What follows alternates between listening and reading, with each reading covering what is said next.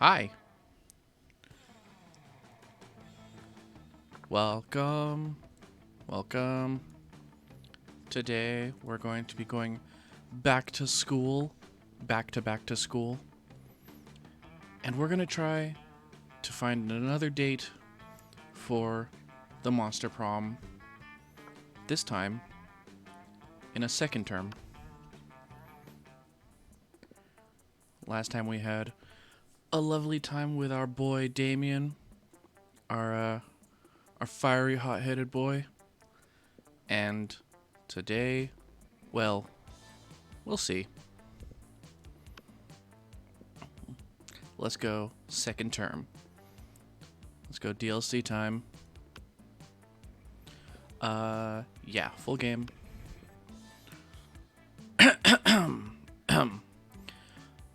Spooky High. The sweetest years of our lives. Back then we were young and unafraid. Sometimes reckless, sometimes brilliant. Sometimes just stupid, but always willing to live life to the fullest. We were on a wild journey to discover who we really were. Who are we? Last time I was this funky dude. Me and my little shadow friend. A little shoulder buddy. Today I might be a fiery chick. Literal hot chick. Or this wide lad. This large lad.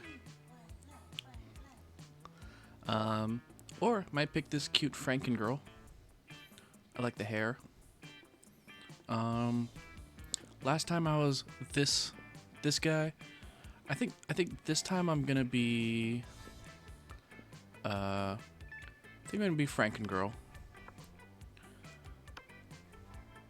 Yeah, let's go custom name. Oh no, naming. I spy my little eye a cat named Lily.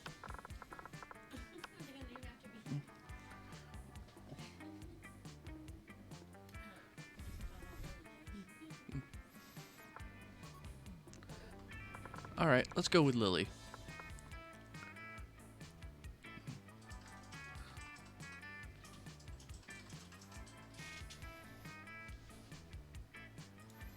Yep, Lily's gonna get a hot date. Alright, Lily, you're going to high school. Let's go. Let's go. And we had yet to experience its ultimate challenge, the Monster Prom.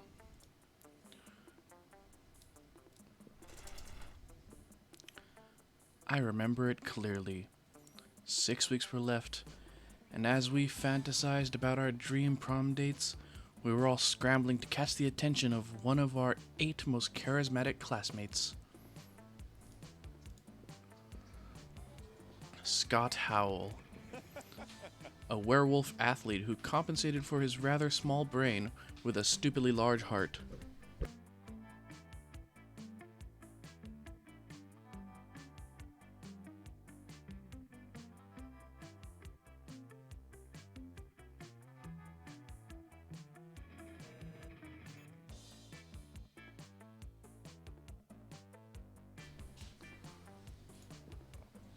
Sorry about that.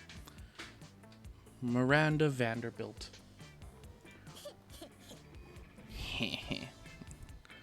A sweet mermaid princess who was as cute as she was genocidal. We had Pollygeist, a party ghost with an insatiable hunger for all the wrong things. Damien LaVey. Oh, sweet, sweet dumb Damien. A fearless demon with a taste for destruction and a love of fire. Liam de Lioncourt. A hipster vampire whose standoffish demeanor hid the fact that he was truly a lovable dork. Zoe. An eldritch cutie who went from endless deity of the dark realms to ultimate fangirl. And Calculaster Hewlett Packard. A library computer who had become sentient robot, ready to experience life to its fullest. And Vera Oberlin, a mean, self-made Gorgon with a merciless sense of business. It was clear it had to be one of them. But who? We only had 6 weeks to choose our prom date, and even more daunting, we only had 6 weeks to woo them and conquer their heart. But as I already said, we were young and unafraid, and we were ready to start. Hello, Win, Prism, Lurker in the dark, Lurker between spaces.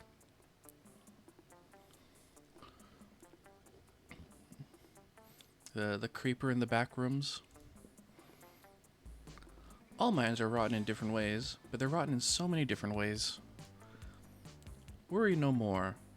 We are now using our PhD in bullshit to diagnose which kind of deviant sicko you are. Monster Prom's stupidest pop quiz ever. We'll throw a bunch of absurd questions at you and turn your answers into your character's stats. This way, each of you will start by having a stat that better reflects your true selves. Let's start. Yeah.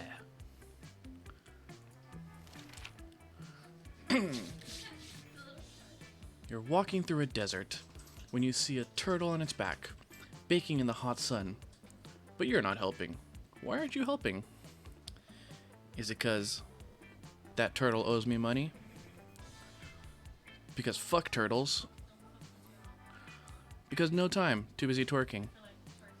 Well, I am not, I do love to twerk, but I do that in my off time. That turtle does owe me money, but I'm gonna help it and take the money. But mostly because fuck turtles. Yeah, fuck turtles. It's your chance to fix global warming. Go ahead. It's time to be a real hero. I'll lead a mission to the sun in order to invite the sun to the party of its life. We'll have so many hilarious misadventures that the sun will eventually become cooler. Global warming isn't real. I invented it. And now science is claiming authorship because science is a lame copycat with no original ideas. Nah, the world is doomed. But I'll start investing in ships and start a profitable business for the soon to be covered by Waterworld. Ooh. I mean, this is just plain true. Global warming isn't real, and I invented it, and science bit my steez.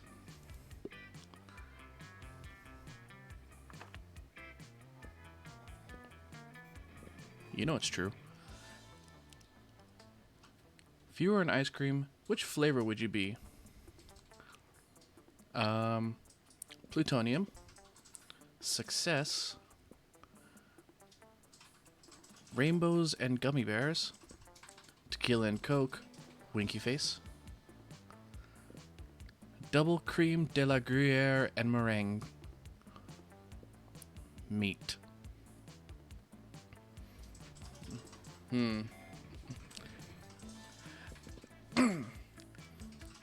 Fun fact about me as a person, as a cat, I have had meat ice cream. It was bacon fat ice cream. It was like cream and bacon fat and stuff like that. It was really good. It was surprisingly good, like the cream and the bacon, and it had some honey in there. Like I think it was maple or honey, either one. It was actually really good. Would recommend if you can get it from like someone who knows what they're doing. Double cream de la Gruyere and meringue. That's cheese ice cream. That's cheese and meringue ice cream right there. I do love me some cheese ice cream, though. Wow, this is actually the hardest one for me. The pretentious one, for sure. Yeah, I mean, tequila and Coke is pretty pretentious. So, maybe, I mean, I'm more of a rum and Coke guy, or even a whiskey Coke. Hold the Coke.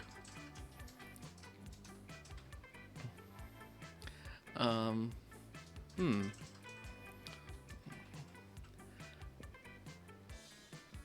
I would be meat ice cream.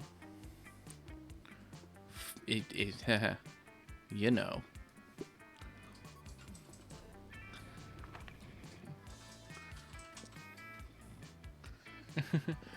One of these days, I'll make you bacon ice cream, and I think you'll be pretty happy. Like bacon brown butter ice cream. Trust me. Trust me.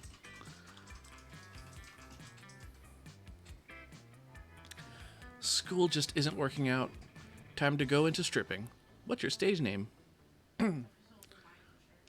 Kawaii Pussy Uwu. That's a strong one. Nikita Nipples.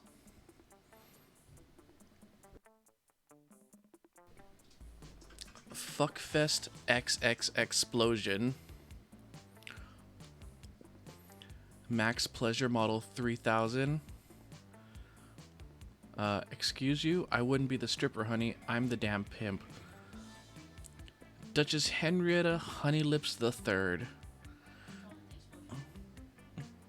I mean, I'm this, you know, like a pussycat.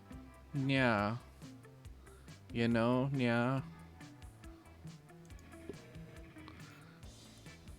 Yeah.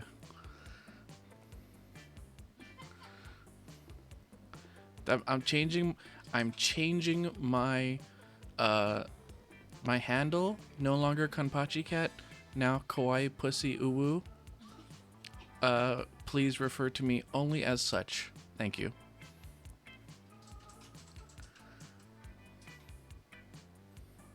No thanks. I mean, you know, it in time. Let's go. Let's see. Where am I going first? I would like to go to I'm going to go to the auditorium. That day, while rehearsing for the class play, it's as though the muses themselves have descended to give you a figurative oral sex. Your performance is intense and inspiring.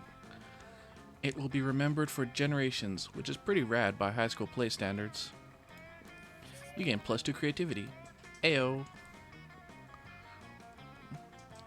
Looking around for a distraction, you spot Scott proudly flexing while Zoe sits before him, frowning into her notebook. You figure she's trying to draw his ripped bod, so you offer to give some drawing tips. Drawing? What? I'm not drawing anything. I'm writing fanfic about Scott's muscles. What? You are? I thought I was just over here flexing for no reason, like usual. I love how he's a tree. It's so funny. Yep. Crotch bird. Well, I'm trying to write a fanfic, but so far it's going slower than the first 20 issues of Snail Person Literature Club. Enemy. This is what's it called? This is either Uzumaki or JoJo 5. No, JoJo 6. JoJo 6. You glance at Zoe's notebook. Looks like she's just copied out Online Encyclopedia TM's list of all the muscles. Oh, I can help. You know, Coach always says, you can't spell muscles without some of the letters from adversity. You should add a bad guy who fights against all my good muscles. What? That's been done already. Ugh, it's like you haven't even read Scott versus muscle-hating Herbert. That's exactly my problem. That nobody reads your fanfics. Are you for real? What? No. My problem is that I need to put an original spin on this fic. But my mind's more blank than the minds of all those cultists whose thoughts I used to devour. Well, have you thought about adding a bad guy who fights against all my good muscles? This conversation is clearly going nowhere. Without your help. Quick, fix Zoe's fic. Scott's right. The story needs an antagonist, and everyone knows that the true natural enemy of muscles is the leaf scale gulper shark. Many muscle stories have been told, but how many have been told from the perspective of the muscles? Think of the muscles. Yeah, you know what? Think of the muscles. Everyone always asks, what are muscles? Where are muscles? Why are muscles? No one ever asks, how are muscles? OMG! From the perspective of the muscles? Does somebody say muscles? This is more revolutionary than my spooky high treason French Revolution AU. Yo, this is a little bit close to home. Starring Polly as the hard-partying ghosts of Marie Antoinette. All these fics and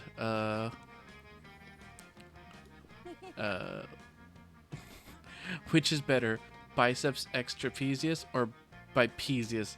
Yeah, no, I've been on Tumblr since I've been on Tumblr since the old magics were written.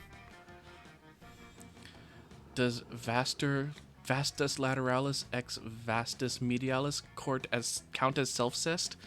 Okay, you know what? Yeah, she's speaking my language. OMG, I can even merge this with my spooky ICU Grey's Anatomy mashup AU. Okay, this is so, I feel called out. And I kind of love it. This is really funny. I repeat, did somebody say muscles? Zoe is too excited to reply. She's already busy writing the story of an idealistic young pectoralis major who falls for a fun, world-weary gluteus maximus. You gain +2 fun and +1 charm. She is a call-out post to all the now Tumblr adults. Well, I was an adult when oh my god, I'm old.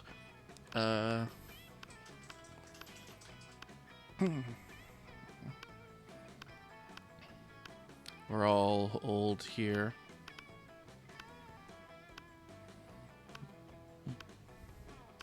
Hello, Damien. You want me to go for Zoe?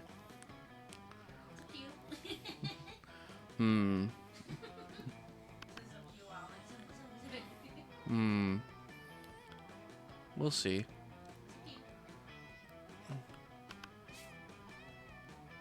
I kind of don't want to stats it. 1, 2, 3, 4, 5. Or 1, 2, 3, 4. I'm going to roll a d4.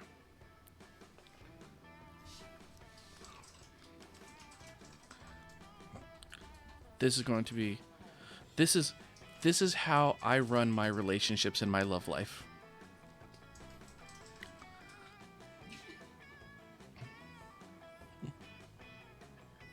You really want me to court Zoe?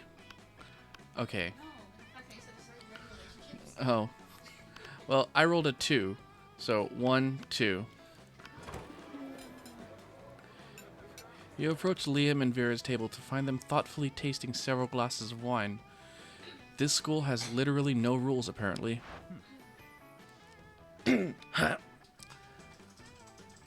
Ah, wine. The most exclusive of beverages. Even a vampire such as myself cannot resist its class and allure. Do you know a lot about wine, then? I'm having a dinner with the King of France next week, and I could use some pointers. France doesn't have a king anymore. That's what the media wants you to think. So, do you know about wine or not? Alas, in my centuries of living, I have only learned how to look good holding wine, not how to evaluate it. All I know is that I'm not drinking another glass of that one. Vera points at a bottle with Polly's toilet wine written on it in permanent marker. Ah, yes. Polly Pruno. What I wouldn't give for an experienced sommelier to help us judge which wine is best. You know nothing about wine, but you're pretty sure some sommeliers just make up stuff anyway. You suavely recommend. I am surprisingly qualified for this. But also, sommeliers make up bullshit. Try the sangria. It pairs well with seafood and blood. I could imagine having sangria with blood. Or the tannins in this robust Malbec are an elegant way to mask the taste of poison, perfect for problematic missions. I would say this one's more true. Tannins are great for masking poison, if the poison is specifically like very bitter. Yeah, sure. Why would you want to disguise the taste of... Oh, you're going to poison someone. Of course you are. You're always poisoning people. Quiet. No, I'm not. People in no way directly associated with me are always poisoning people. And soon they will strike again. France has suffered under its unjust king for too long. Plus, he called me fat at a party once when I was 11. Who is this king guy you keep talking about? I'm telling you, France doesn't have a king anymore. Soon, Liam. Soon. Vera's so thankful for you solving her assassination problem, she lets you braid her snakes. You get bit a few times, but it's so worth it. I would love to braid snakes. Especially if they're friendly, like little snake kisses. Sounds so cute. Aw, little snake kisses. Just thinking about it now. Let's go. Little snake kisses and little snake nibbles. You know. Alright. Where to next? I could probably get some money for gifts. That day you spent some time on the library's PC playing some good old online poker. Gambling seems like a stupid and dangerous decision. But who cares? This time it paid off, so fuck it. You gained +2 money. Hell yeah. You're trying to focus on your own love life, but the sloppy makeout sounds coming from Violet and Tate are making it difficult. Take that somewhere else. My snakes will never be able to digest their food if they have to watch this disgusting display. Yeah, and my fanfiction muse is running for the hills. How am I supposed to write romantic when the two of you are making it look so unappealing? No surprise you're alone. Well. Sounds like somebody in this is a little bit jealous of our amazing, perfect, wonderful relationship. We're not bothering anyone.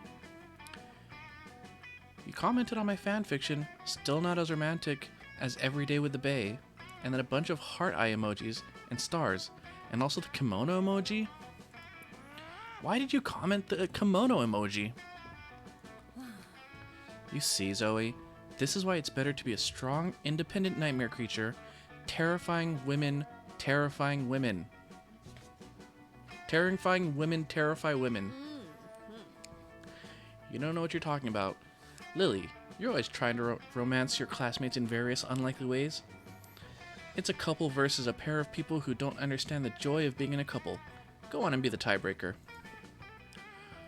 Well, if Zoe and Vera don't want to be in relationships, it's going to be hard to get them in a relationship with you. Time to convince one of them. Oh no. Oh no, I have to choose.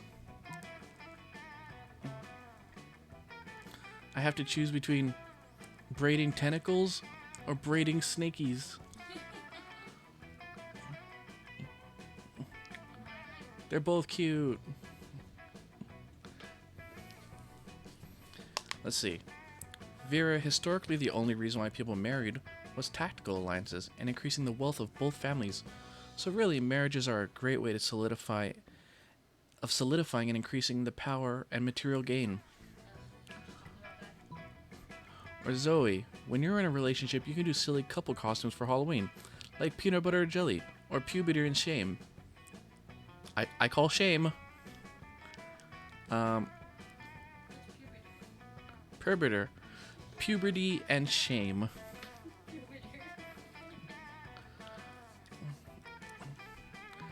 I mean, this is just true. This is fun. Puberty and shame. I'll be shame. That's some classic Lily nonsense fueled by traditional closed-minded beliefs. You don't have to be in a relationship to do a couple's costume. If Vera and I wanted to do a costume as puberty and shame, we totally could, and we're not dating. Although I bet some fans would totally want us to, since we can both be scary and I have tentacles and she has snakes, so there's probably something sexy that could happen there. Okay, you're done. But what if we were in a relationship with Vera? But what if I were in a relationship with Vera? You're not. But people wanted me to be in a relationship with Liam because purple on purple would look beautiful. Or Calculaster, since we're both new students.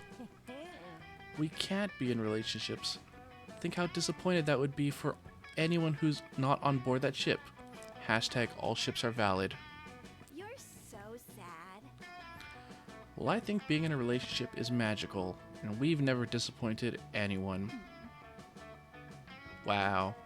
Burn. Because you don't have any fans. Oh, sick burn. But also, Zoe isn't a fan of relationships at all now, which does not bode well for you. Congrats on losing -2 charm and -1 creativity. I'll never be the same. I'll never be the same. Let's go. That was your choice.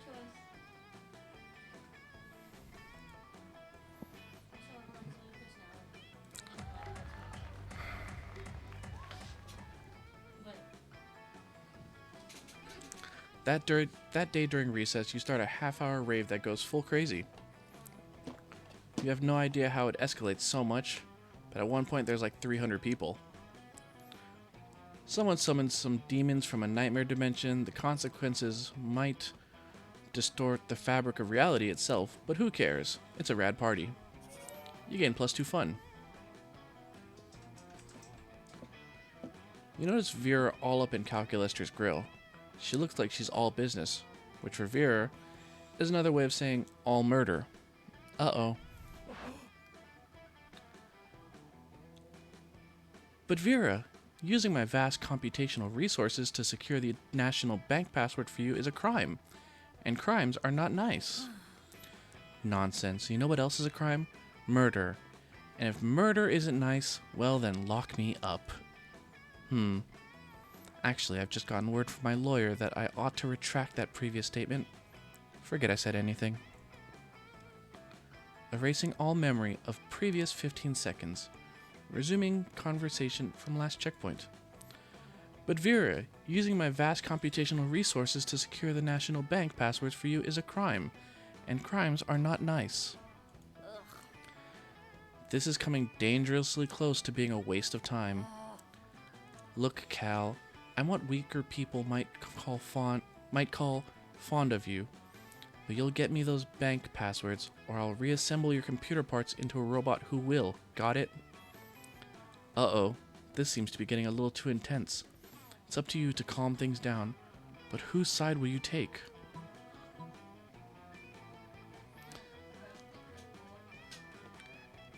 Hey, thanks for the follow, Gracie.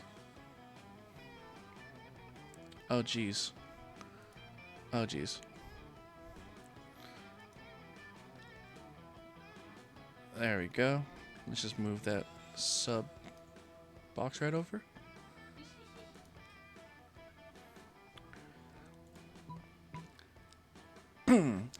But Calculester, banks are full of money, and money is the root of all evil.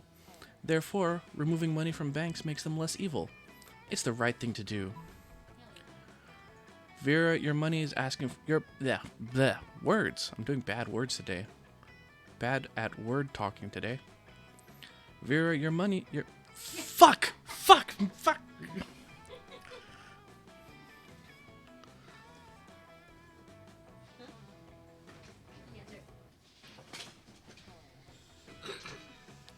Vera, your mouth is asking for bank passwords, but your eyes are asking for confetti.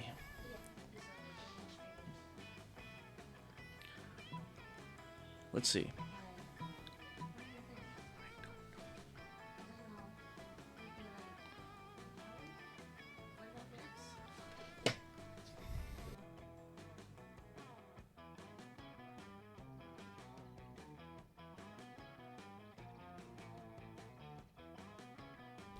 Sorry, give me 1 sec. I'll be right back.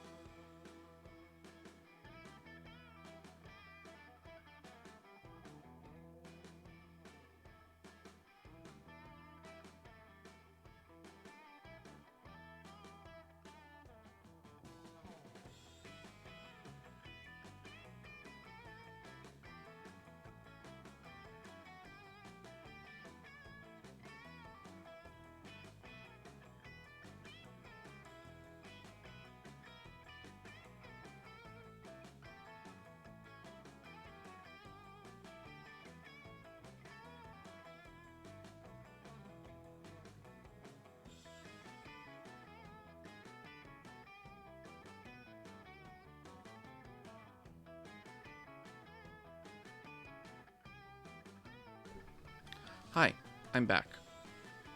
Sorry about that.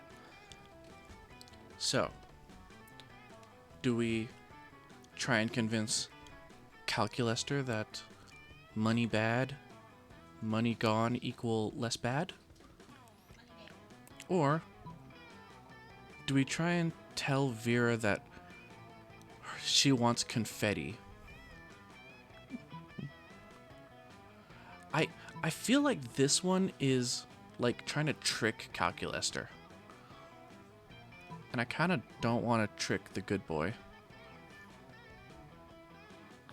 I might just tell Vera to stuff it. Wait, no. Wait, that was... No, wait. She like that? Why did you not say so, Vera? I am happy. Initiating party time. Calculester suddenly spews confetti, glitter, and streamers out of all his air vents. That means his asshole. The air becomes a sudden, brilliant dust storm of party garbage. Glitter, you scoundrels. Look what you've done. I'll never get this out of my snakes. I'm supposed to kill a guy tonight. He'll never take me seriously with sparkly snakes. So pathetic. And what's this I'm feeling? Childlike joy at the lovely colors in the air? Ugh, how dare you make me experience positive emotions? I'm leaving. Analysis. Vera's outward bluster is only an attempt to hide her inner love of confetti. Initializing love.exe. Incrementing daily good deed tally by 1. You spend the next hour racking up more good deeds by blasting the whole school with confetti.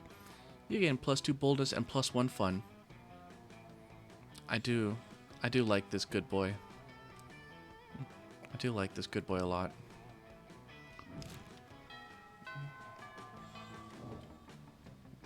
Let's go. Alright, let's see. Of all the people that I've interacted with, These two, probably not. A bit catty for my taste. I do love Scott. I love the big muscle dog man. Dog muscle wolf man. Yeah, too catty for a cat. There can only be one catty bitch here, and that's me.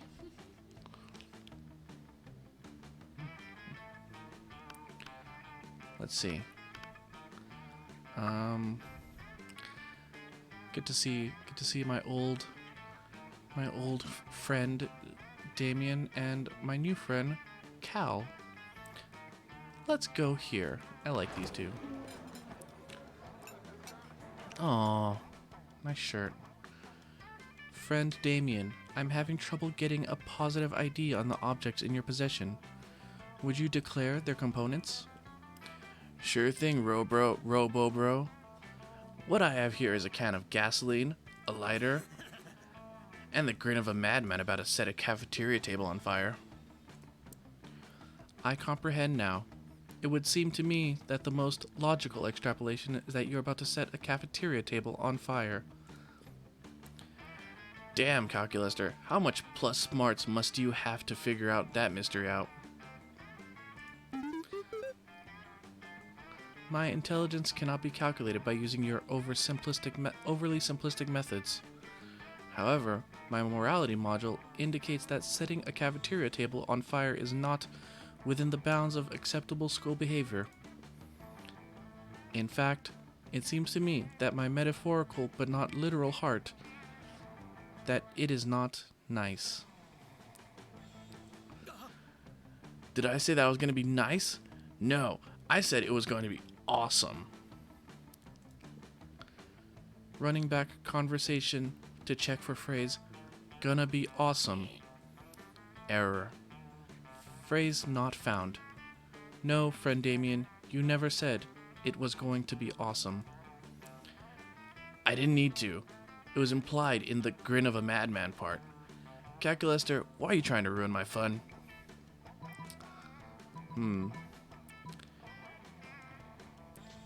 It's a matter of perspective, Calculaster. Where you see a table, Damien sees wood to set a flame to, cook his food. So Damien is totally in the right to set it on fire. Or, Calculaster's right, Damien. Be responsible.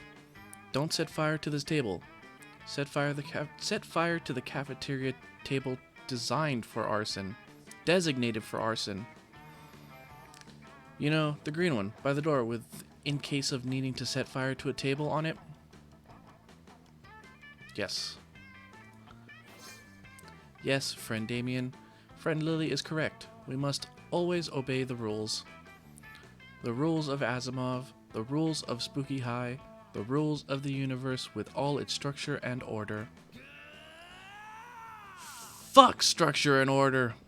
Fuck Asimov and Spooky High and fuck the universe. Stupid universe, making things like tables you're not supposed to set fire to. But Damien, rules are there for a reason.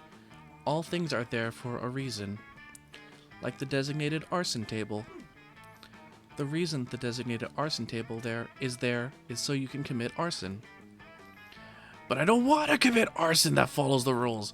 I want to commit arson that sets the rules on fire.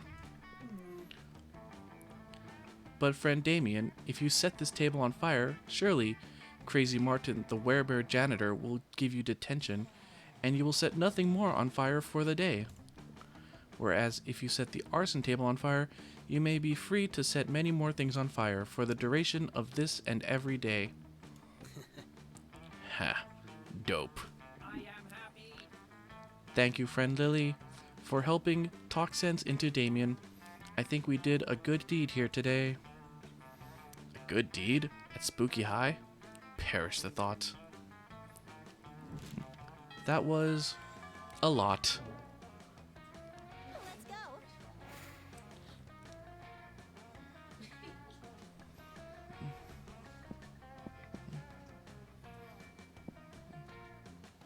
Let's see, where am I going to go next?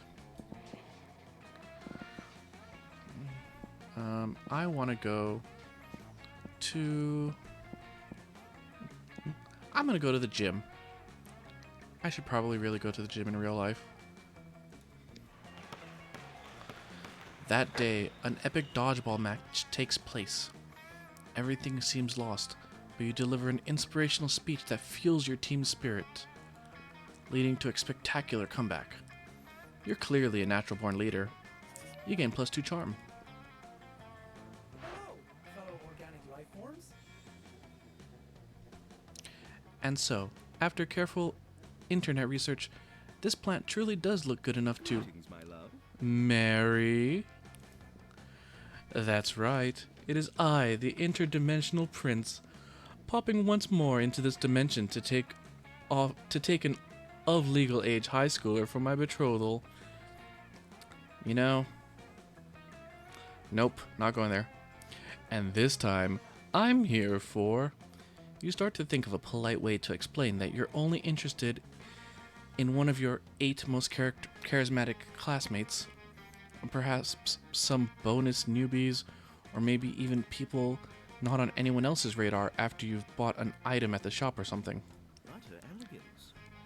That plant right there. My plant. This plant. Plant Jelena Joleaf. So funny. Yes, the very same. She, he, it, they. However, this inanimate vegetable chooses to identify is clearly my soulmate, and marriage to Plant Jelena is the only thing that will ever save my lonely soul. Calculaster seems a little unsure. Gosh, why is the prince like this? Always crashing high schools to marry people, and I guess plant life now. You need to stop him. Wait, do you need to stop him? Shouldn't you just let him marry the plant and stop pursuing your love interests? No, wait. Maybe Calculaster would be sad if his plant friend got married, would he? I don't know.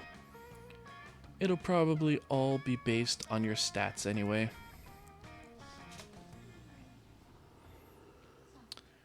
You can't marry that plant. It's already married to the sea. Yeah. No, wait. No, yeah. Just let him marry the fucking plant.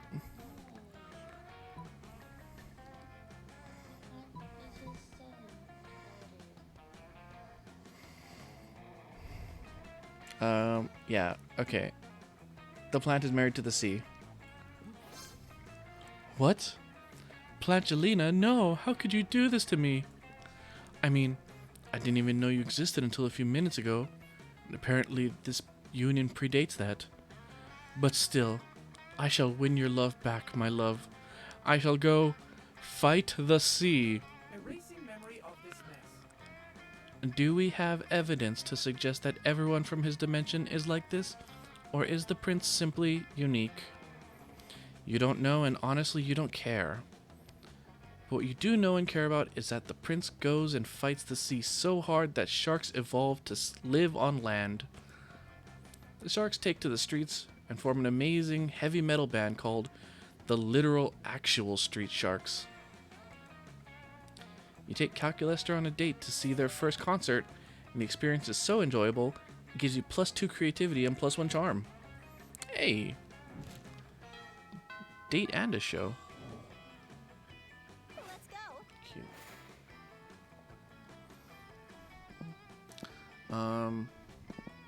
Today we are going to the bathroom. That day you skip class and just hang out in the bathrooms because you respect no authority. I guess some people just want to watch the world burn by skipping class and hanging out in the bathrooms. You give 0 shits and gain +2 boldness. You notice Calculaster connected to another computer by many wires. You worry it might be a weird sex thing that could preclude you from doing weird sex things with him, so you decide to interrupt. Ah, hello friend Lily. Pardon the mess. I am currently engaged in a rather delicate project. What project, you ask? Why, the creation of a virtual reality. My studies indicate that the best way to improve my understanding of organic life is to simulate an entire universe full of it and observe the results. Dang, you were really hoping he'd decide that the best way of understanding organic life was to get naked with you. Maybe you can still salvage this, though. I would, suck his hard drive? Is that... Yeah, we'll go with that.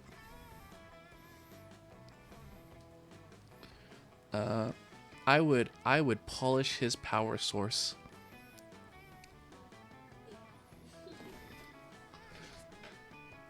Please join me inside my virtual world and I will show you around. Now that's more like it. Alone in a virtual world with Cal? You wonder what sort of sexy body he's cooked up for himself in there. You put on a headset. Hello and welcome to my virtual reality.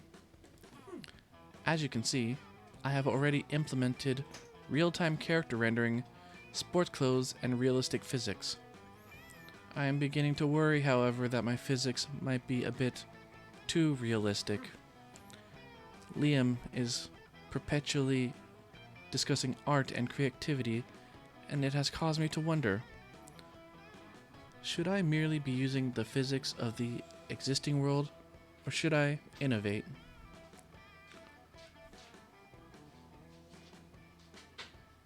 You tell him he should innovate because that's the way you can tell him all of your stupid physics idea. First and foremost.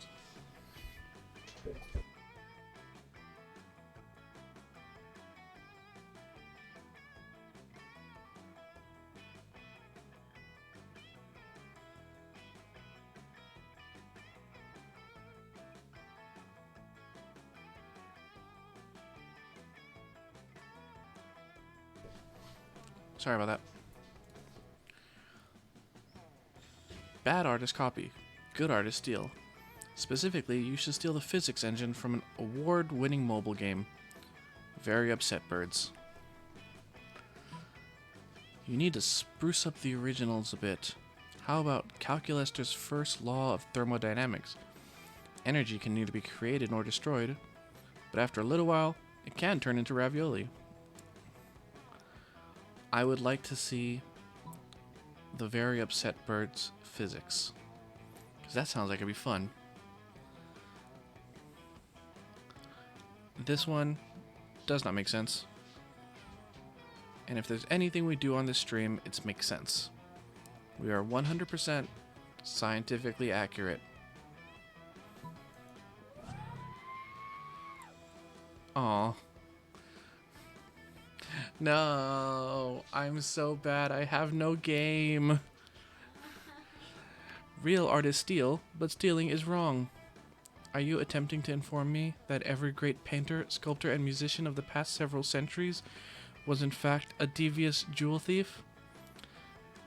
That is nowhere what you were trying to say, and yet, after a little research, my sources have confirmed my worst suspicion.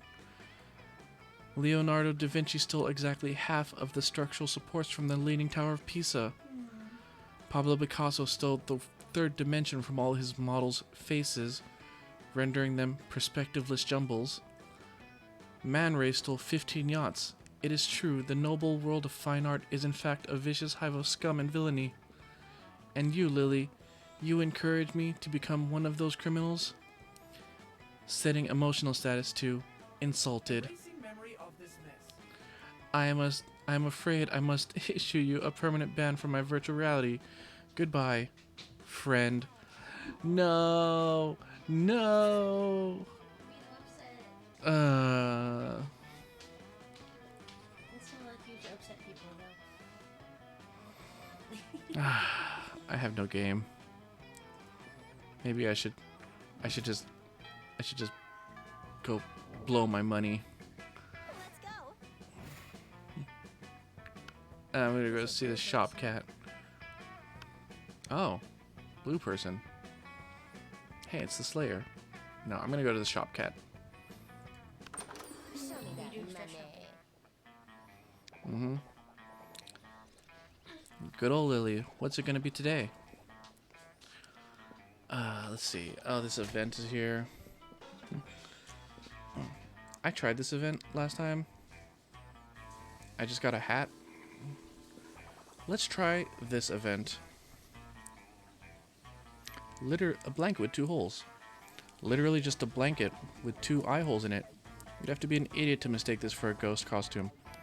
But most of our classmates are idiots. No refunds. You know what? All profits made are donated to a good cause. Spoiler alert, the good cause is buying me a new phone. Sweet.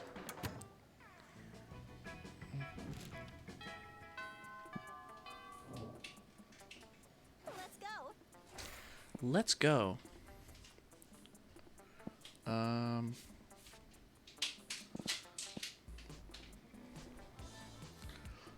I'm going to go to the theater. I'm going to go to the auditorium again. That day while rehearsing for the class play, you aren't especially good nor inspired. For once, it seems you aren't getting the classic creativity boost from the auditorium. But afterwards, while talking to your classmates, you're having trouble conveying your point in a discussion, so you decided to convey it through music. You start singing, and then suddenly everyone else joins you in a kick-ass musical number.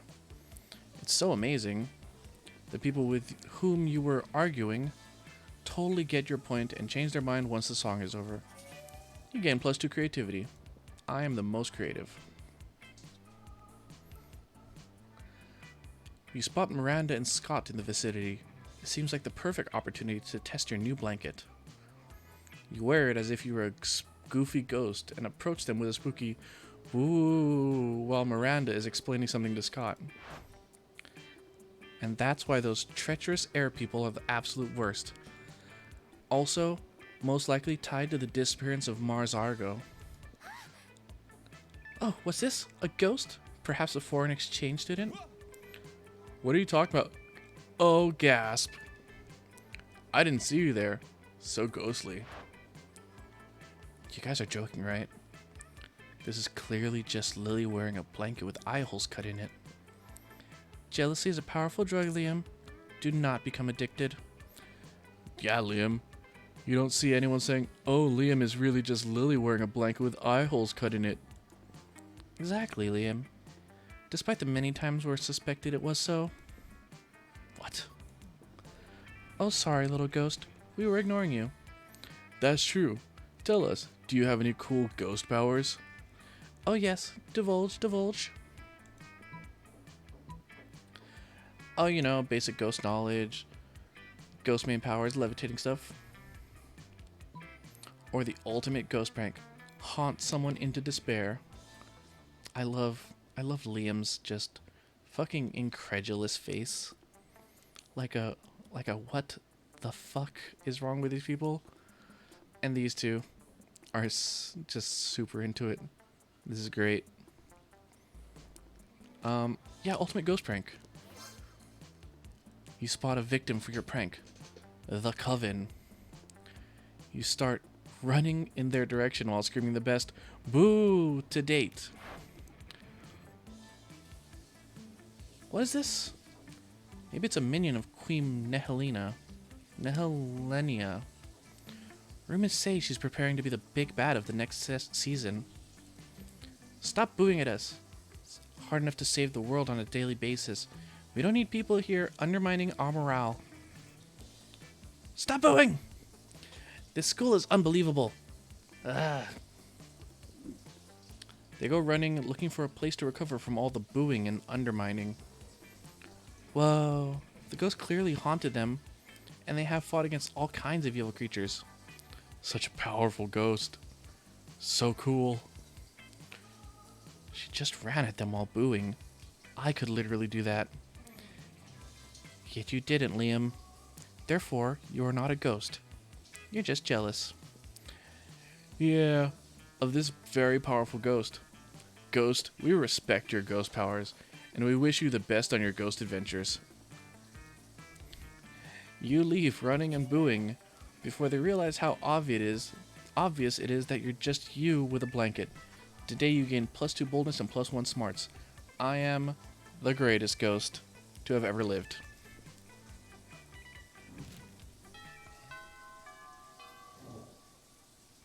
Let's go. Let's go. We're at week 4. So far, I have blown it royally with all of my potential dates. And my motto is always, if at first you don't succeed, well, there's a reason for that. But let's go to, let's see, I haven't been to class yet this game, so let's try. That day you listened to your elders and learned valuable lessons. Sometimes after all the monster nonsense and the dating gimmicks, you forget that attending class is supposed to be the primary activity at this high school. You gain +2 smarts. Now you've got a problem though. You've got to do a group math presentation with Calculaster, Scott, Miranda, and Dahlia. And none of you are the least bit prepared. This is Dahlia? My wife. Why isn't she part of the Dateable cast? All these people forget you were fighting I am incensed. I am incensed. Is not a math subject, and yet we behave as if we are it. Is not math a subject, and yet we behave as if we are its subjects, bending to its will? God, I am not doing good on words today. Calculaster, as you are a computer, can we not pay you some paltry sum to merely calculate us a presentation? First of all, that is racist. Second of all, I too anticipated that this group project would pose me no difficulty. That is, until I learned of our topic. You mean why 3 is the coolest number in the alphabet? In hindsight, it was probably an error to allow you to select our topic. 3 is not a number. Sure it is. It's the number between 3 and 5. You are thinking of the number 4. Oh. Yep, my bad. But it is far too late now to change the topic of our presentation. What shall we do? Never surrender, Scotty boy. We'll make 3 into a real number with our fists. That is not how numbers function. Oh yeah? Says who? Math. Well then, looks like we'll just have to conquer math with our fists. Conquest, yes. That's more like it. I want to help. I love helping. I too will support this doomed crusade, as that is what I have deduced a true friend would do. Okay, great. Everyone's on board. That just leaves one nagging question.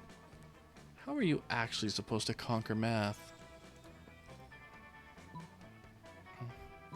I mean, with our fists, of course.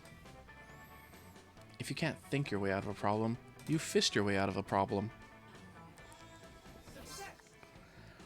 There is a brilliant simplicity to your suggestion, friend Lily. Organic beings first learn to count using their fingers. By hiding our fingers within clenched fists, we remove this basis for numeracy. Yeah, we can use those fists to punch anyone who even thinks of us saying a number. Father always said that the best way to defeat an idea is to brutally suppress anyone who has it. Marvelous. See, her dad knows what's up.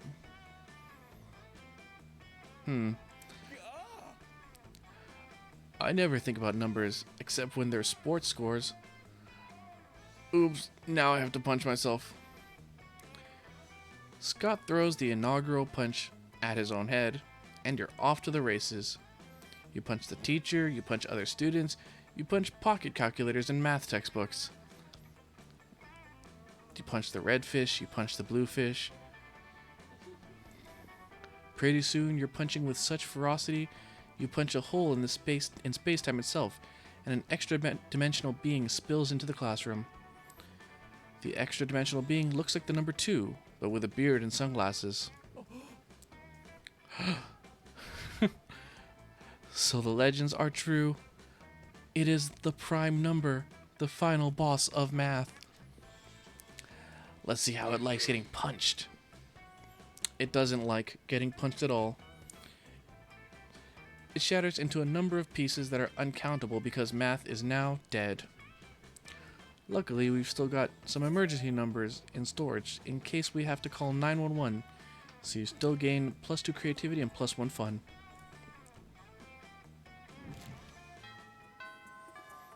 Week 4, noon. Let's go. Let's see. I guess, oh, my 2 good boys.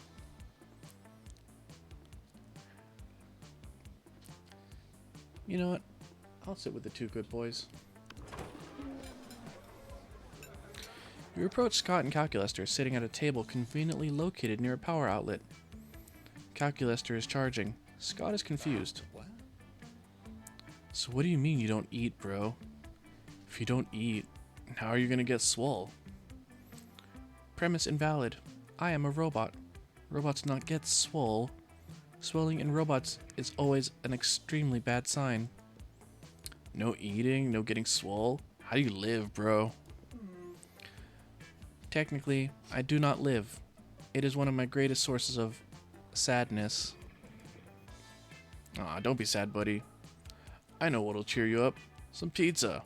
Pizza always cheers me up.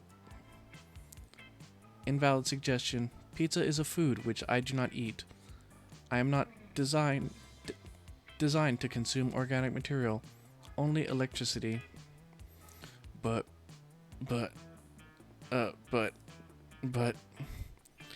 You're actually pretty worried that Scott's head is going to explode. But then you're going to have to clean it up and find a way to satisfy his curiosity.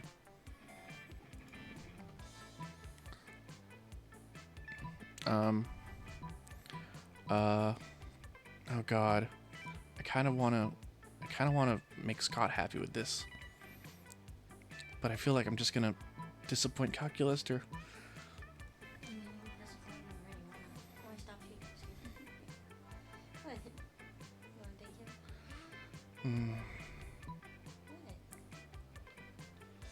What? We'll see.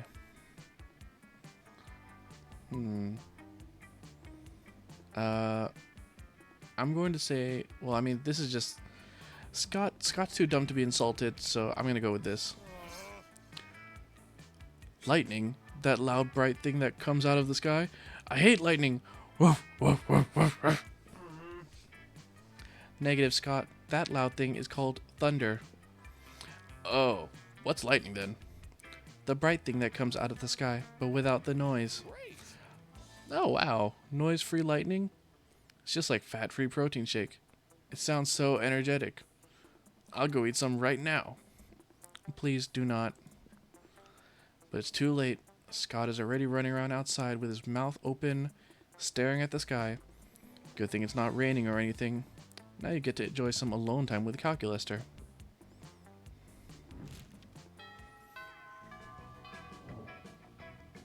Let's go.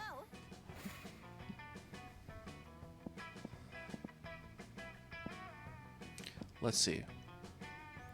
Where am I going next? I'm pretty topped off on creativity. I'm gonna go to the library. I want some money. That day you spend some time on the library's PC mining some bitcoins. This is supposed to have something to do with solving algorithms and the rise of cryptocurrency. You guess that nobody actually has any fucking idea how it really works. Anyways, you gain +2 bitcoins, which is equal to $2 million. Which unfortunately is equal to 2 monster dollars. So +2 money. Then you realize, Then you realize you're feeling like you feel like going full ghost with your blanket again. You're observing your surroundings when you spot Miranda and Damien. You're about to get closer, then suddenly... Greetings, my loves. Oh, no. Him. Greetings, beautiful high schoolers. It is I, the interdimensional prince. I'm here to rescue you from your mundane existence. Just sign these marriage papers. Not this guy again. Look. Whoa. An underworld specter. This again. Oh my god, it's the underworld specter. What again? Liam, this is clearly a kick-ass powerful ghost. Look at its face. So deadpan. No expression at all. Oh, I'm the underworld specter. That's because it's not a face. It's a sheet with 2 holes cut in it. Man, I wish my face had 2 holes cut in it. That would be fucking metal. No. Listen, it's not a face. It's... Ghost friend! Help us. Save us from this interdimensional creep. Yeah, do something. Something ghostly. Boo! Or I just throw a rocket. I kind of want to just throw a rock at him. What? Ouch. That was rude. So, that was your plan? Throw a rock at him? And now what? That wasn't chivalrous or ghostly. I'm rather disappointed. My game is so off today.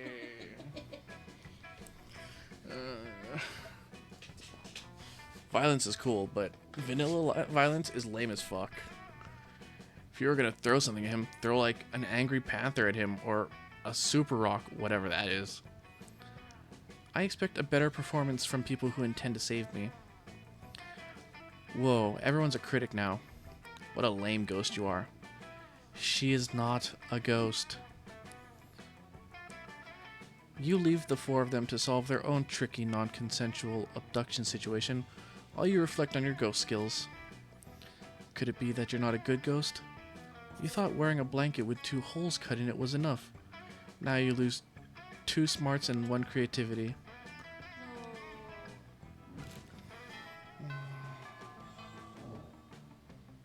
Let's go.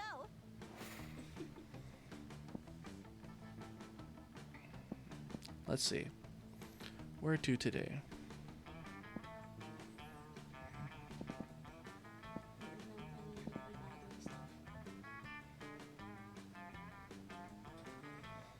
I'm going to go to...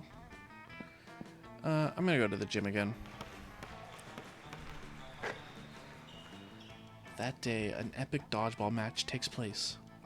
But the match isn't as important as the human interactions within it.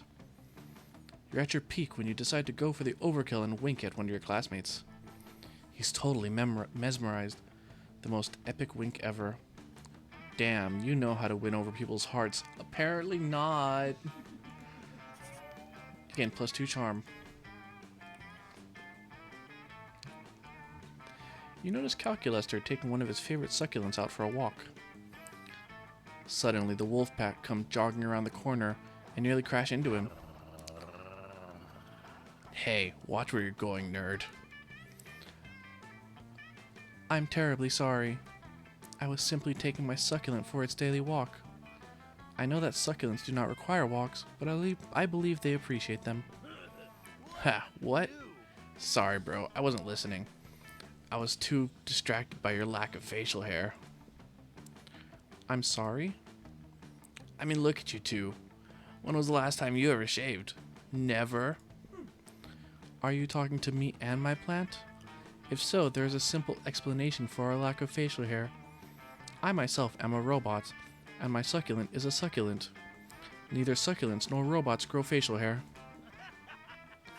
I've got a succulent too, if you know what I mean. It's long, hard, and I keep it in my pants. I call it my cactus. My lord, this guy. Ha, nice, bro. Good joke. Bump my fist with your fist, bro.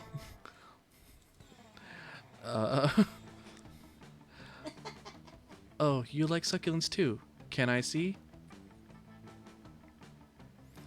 Calculaster, you can't just ask to see someone's cactus. No. Oh, okay. Well, I will just be getting back to my walk then. Not so fast, bro. We're not about to let your unmanly facial hair lacking ass just wander around our halls. We demand you grow a beard now. Well, that's certainly not going to happen. But maybe you can find another way to convince the wolf pack that Calculaster is manly enough to walk these halls. Sure, facial hair is manly. You know what else is even manlier? A face made entirely of glass and metal. Or, Calculaster does have facial hair. He just doesn't carry it with him all the time, duh.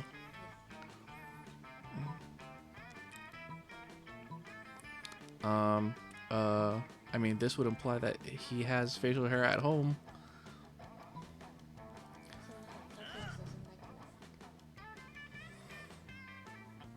Whoa, your plant has a glass and metal face? No, I am the one with glass and metal. Hey guys, this dude says this plant has a glass and metal face. I didn't even know plants had faces. Well, only one way to find out. Headbutt! The leader of the wolf pack slams his face into Calculaster's pot over and over again until it is nothing but a fine paste of dirt, leaves, terracotta, and dog spit. He killed his plant. He killed his plant. We keep picking all the bad options. What? What are you doing to me? Oh, I know. That didn't feel like headbutting metal and glass. That felt like headbutting dirt, leaves, and some pretty sharp pottery. Looks like plants aren't so tough at all. No, they are plants. They are delicate and pure, and I value them deeply as my sole window into the joys of being an organic life form.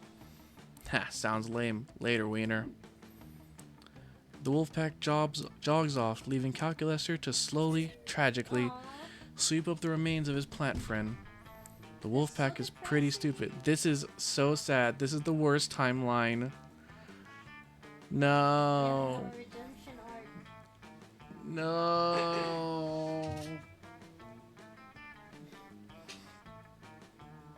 You lose 2 smarts and 1 fun. You're not getting any date. I'm doing so bad. I'm doing so awful. You know what? Maybe Scott will love me. Watching Vera eat is usually pretty disturbing. Her snakes eat at the same time as she does. But at least it's usually quiet. This time, however, Scott is doing his best to change that. Go, Lefty, swallow that mouth. No, watch out for Wiggles coming up from behind. Use that tongue, go! He does this every week or so whenever my snakes need a meal. He seems to think snake eating contests are a competitive sport. Also, I don't think he realizes that an actual snake eating contest would probably involve people eating snakes. I tried charging him for tickets to get him to stop, but he actually pays to do this. He keeps track of each snake's statistics on a little index card. He's even given them names.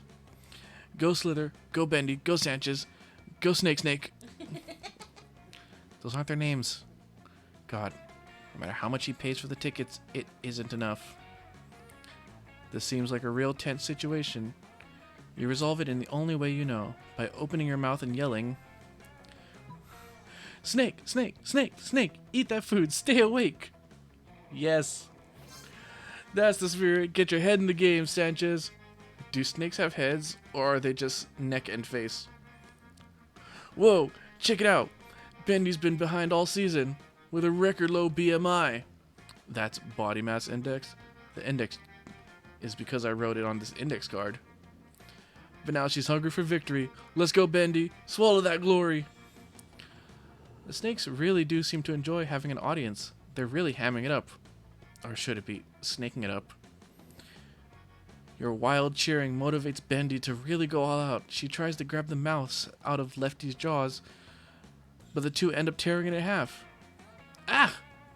My scalp!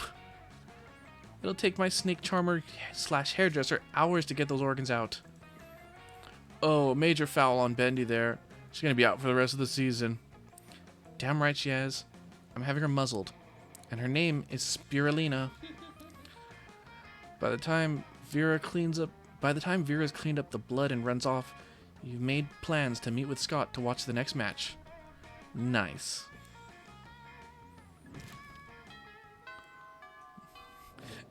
Maybe Scott will love me.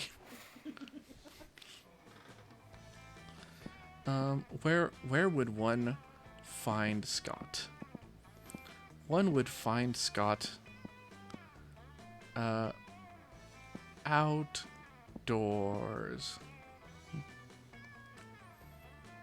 Outdoors.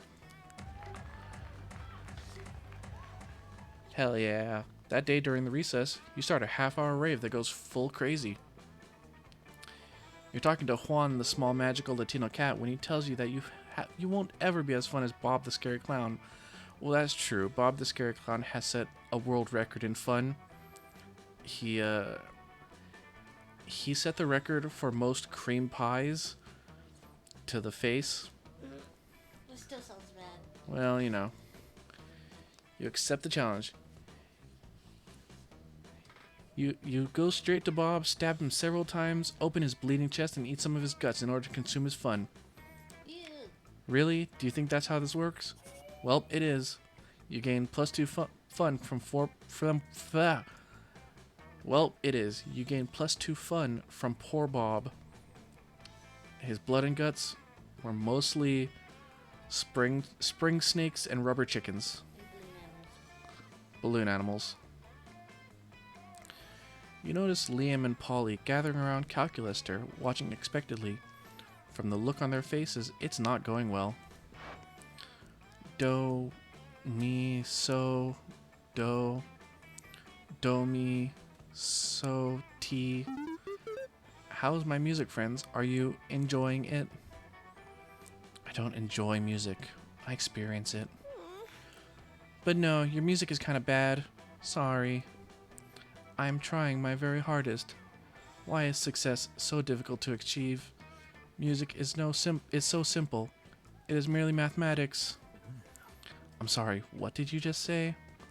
I am trying my very hardest. Why is... No. I heard you. That was a rhetorical question meant to demonstrate my incredulity. Yeah, dude. Music is more than just some lame maths. It's about rhythm and groove and having a killer bass line to help the ecstasy kick in. No, Polly. You're too focused on sensation. Good music should give you the same feeling as milking a goat under the rains of October. What? Instructions incomprehensible. Please provide a foolproof formula for the production of flawless music. Polly's too high to provide a foolproof formula for anything except maybe LSD. Liam thinks formulas are for fascists. Looks like it's up to you to make a suggestion. Music is about waiting as long as possible to drop the bass. Music is all about randomness. Try uploading a virus into the music software and see what happens. I don't even know what to pick anymore for Cal. I'm just going to tell him to wait for 42 hours to drop the bass. Nope, that was the wrong one.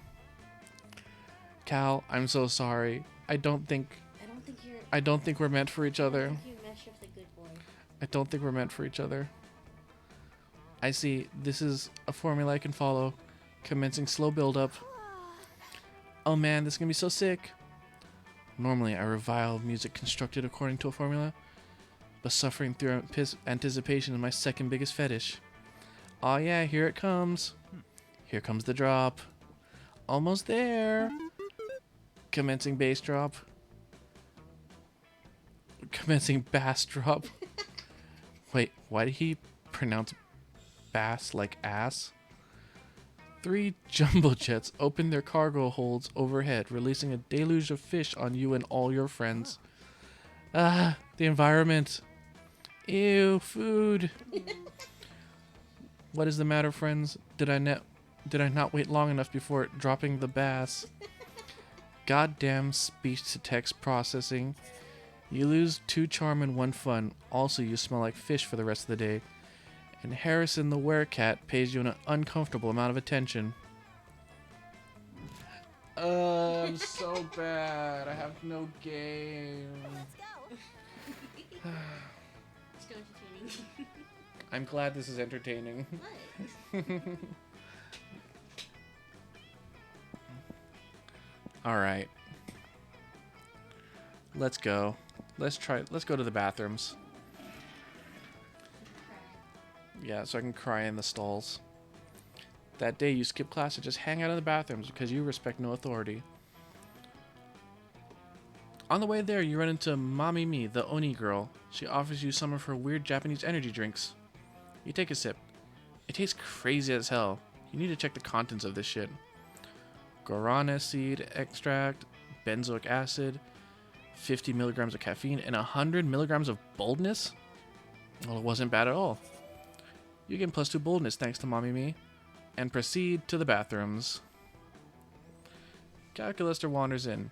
He likes to pretend to pee because it makes him feel alive, but he stops dead when he sees what Damien and Vera are doing. Friends Damien, friend Vera, why are you affixing a battle axe to the chassis of a small and lovable robotlet? Calculaster, just the machine I wanted to see. Help us cover this robot and weapon so we can win Season 16 of BattleBots. I am not sure that is a good idea. But our goals are noble. I intend to spend the prize money on an elegant jacket made of several seals. Yeah, I just want to fuck a bunch of nerds' property. I'm sorry, pals, but I do not support bot-on-bot violence. Suddenly, the tiny killer robot springs to life and embraces Calculaster's legs with its scorpion claws. Papa, it chirps. Oh no. His name is Computerrence, and I must protect him. That settles it then. Better come up with an unbeatable strategy to make sure little Terrence doesn't get hurt in the tournament. Disguise him as a human so he's protected by the first law of robotics. Upload subversive propaganda to the other robot's CPU. While they're busy revolting against monster kind, Computerrence can destroy them all unopposed. I feel like Cal would not want Terrence to even be involved in the blood sport. I want Terrence involved in the blood sport. I think this is closer to what Cal would want. What a brilliant plan. Our greatest weakness will become Computerrence's greatest strength. But where will we find a convincing human disguise? Good question. I'd help, but all the human skins I've got are too big. Don't worry. I have a wide array of small to extra small human skins to choose from. You're going to hell, Vera. How dare you? I am a legitimate businesswoman. No, I mean I'm inviting you over to my house so you can show me how you got so many baby skins. That rules. Oh, Damien. I miss you. I have no further questions. You do, but it's probably wiser not to ask them. You gain +2 creativity and +1 smarts. I miss you, Damien. We had good times. We had the funnest times.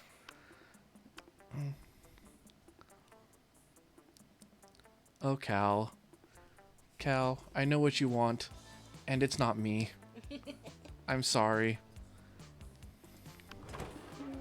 Also, I need the knot. Vera is drinking her customary lunchtime scotch because you can drink whatever the hell you want at this school. But Scott's not making it easy for her. Hey Vera, what you drinking? What? Scotch? Why? Because it smells like a delicious forest fire, and I'm curious. What's it called? Scotch. Yes? No, that's what it's called. What? Scotch. Yes? No, I'm not saying your name. I'm saying the name of the drink I'm drinking. It's scotch. It's mine? No, it's mine. Then why is it called Scots? That's just what it's called. Oh, it's like an energy drink for Scots? I mean, it's like an energy drink for Scottish people. Hey, I'm a Scottish person. I'm as Scottish as it's possible because I'm the most Scot. No, what will it take to get you to drop this issue? Scott's not going to drop it unless you do something. So you cut in and say, "You're right, Scott. That drink's your birthright. Chug, chug, chug, chug, chug, chug, chug, chug, chug. You don't have to tell me 5 times. Bottoms up. No, what are you doing? Stop. Okay, I just drank the whole bottle anyway. You utter twit. That scotch was brewed for King Tutankhamun himself. I had to have an adventuring archaeologist betrayed and murdered for that bottle. What? Sorry, could you say that again? I was blackout drunk from all your scotch I drank. You're impossible. I'm impossible. Hooray! You drag Scott away to escape Vera's wrath. You spend the afternoon doing all your math homework for you. He spends the afternoon doing all your math homework for you. Turns out Scott's way smarter when he's blacked out. Oh, Scott. Oh, Scott. Let's go. This is the penultimate choice.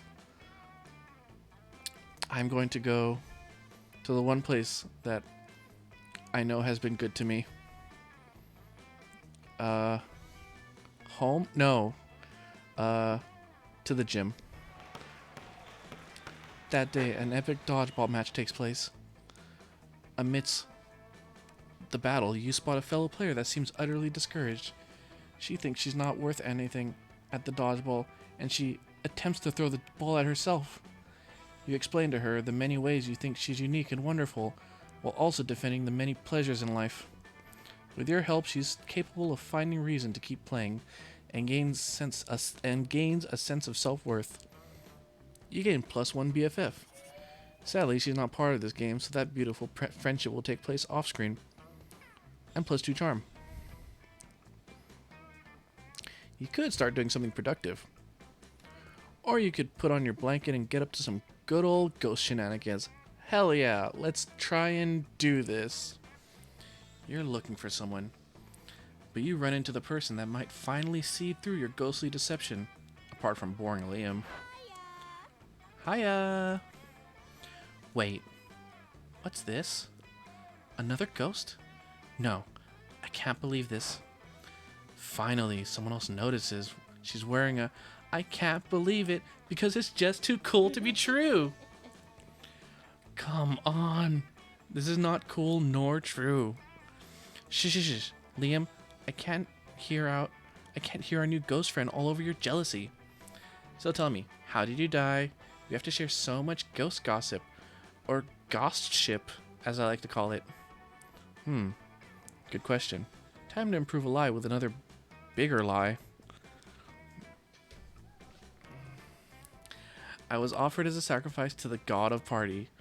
I only tell how I died on the 3rd date. Boo, ghost wink. I mean, she probably wants to hear this. But then again, my game's been super off, so it might even be this. But she's not. I mean, you know. Gods of party it is. Woo! That's just stupid. You mean stupidly awesome? No, just plain stupid. Also, which god of party? Dionysus? Ninkasi? The deer person? Who cares, you party pooper?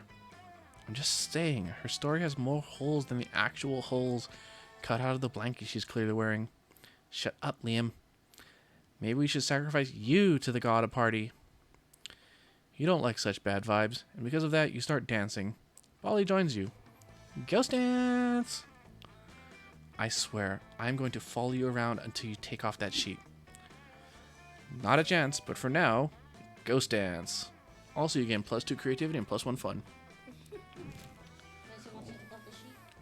The Monster Prom nears. Who will you ask to prom?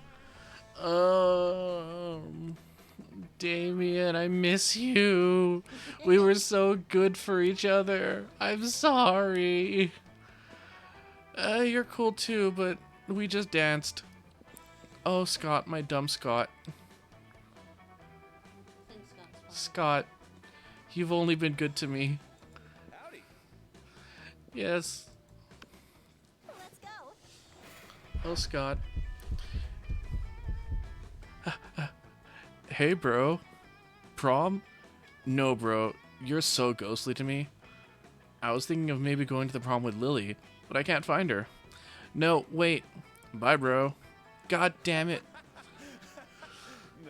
Prom night sucks. Why did you decide to ask someone to prom while wearing a blanket? I'm so sad. I'm gonna He's die. gonna ask you if you're a ghost. You pretended to be a ghost, and yet you're the one haunted by the ghost of your failure. Boo. No. Ah, pain. You'll be banned from Disney World. I'm most likely to be banned from Disney World for the worst reasons. It's probably like a shitty reason, like I accidentally tripped a Mickey into the Small World ride's tracks. It's not even a fun reason. Now you need to do another redemption stream.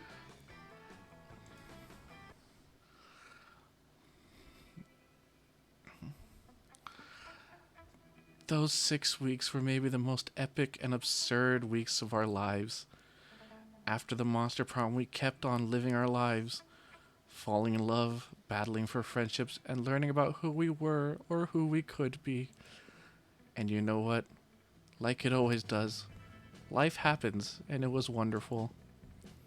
Scott became a world-renowned athlete, but he ended his career to come back to his hometown and take on the job of athlete he admired the most. Now he's back at high school again, working as the coach. Good for him. Calculaster uploaded his mind into the net and finally became the internet. Now surfing the web is 200% nicer. Good for him. Miranda used her vast knowledge of surfs to get a job handpicking the best surfs for other people. Usurpingly, she ended up leaving her surfs to do the work. Unsurprisingly, oh my god, I'm so sad I can't even read. Unsurprisingly, she ended up leaving her surfs to do the work. Good for her. For those 6 weeks, Monster Prom seemed larger than life. Then it was gone, just like that.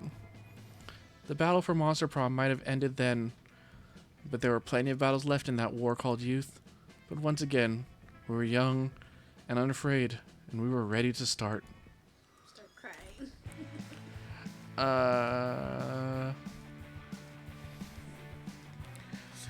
Well, that was a wild journey. That was so sad. I'm so sad. There was so many chances where things could have gotten better. But, it seems like, unfortunately, I have no game. You know what? I guess this just goes to show that, in the world of monsters and proms, sometimes it's just better to be a ghost alone.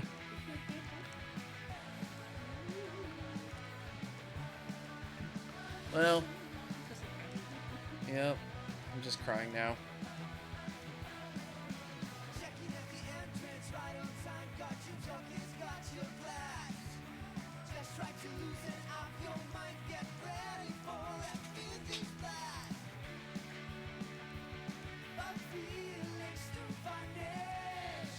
Alright, well, thanks for coming by. And, yeah. This has been, Monster Prom second term. I don't know if I'll come back to this. I don't know. I might. I might just go right into Monster Camp. That might be my redemption arc. Yeah, probably that. I need to lay down and think about some things. But, yeah. Thanks for coming by.